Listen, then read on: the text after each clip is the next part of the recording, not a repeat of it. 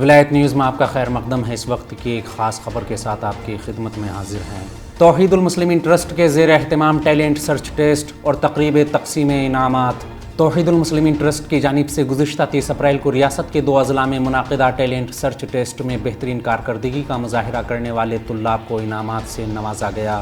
اس سلسلے میں توحید المسلمین ٹرسٹ کی جانب سے حسین آباد میں واقع یونٹی کالج میں ایک تقریب تقسیم انعامات کا انعقاد کیا گیا، جس میں اول، دوم اور سوم مقام حاصل کرنے والے طلاب اور دیگر بہترین کارکردگی دکھانے والے طلباء کو انعامات سے نوازا گیا۔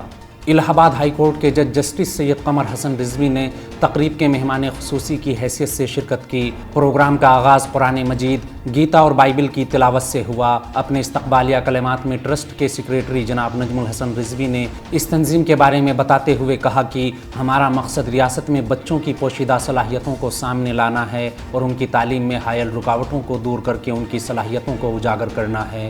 اس کے علاوہ انعام حاصل کرنے سے محروم رہ جانے والے بچوں کی نشو و نما پر خصوصی توجہ دی جائے گی تاکہ وہ مزید باصلاحیت بن سکیں۔ انہوں نے کہا کہ مستقبل میں اس ٹیلنٹ سرچ ٹیسٹ کو وسعت دینے کا منصوبہ ہے۔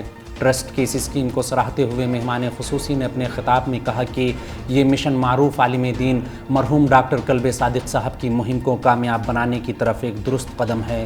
جسٹس قمر حسن نے نمایاں کارکردگی کا مظاہرہ کرنے والے طلباء کو انعامات سے نوازا۔ اس موقع پر مولانا در الحسن، مولانا احتشام الحسن، مولانا سرتاج حیدر، مولانا ثقلین باقری، ڈاکٹر کمال عابدی، ڈاکٹر وجاہت حسین اور ڈاکٹر قلب سبطین نوری سمیت دیگر معززین حاضر رہے۔ اس خاص خبر میں اتنا ہی۔ قومی، بین الاقوامی اور عالم اسلام کے اہم حالات سے باخبر رہنے کے لیے ولایت نیوز سے جڑے رہیے۔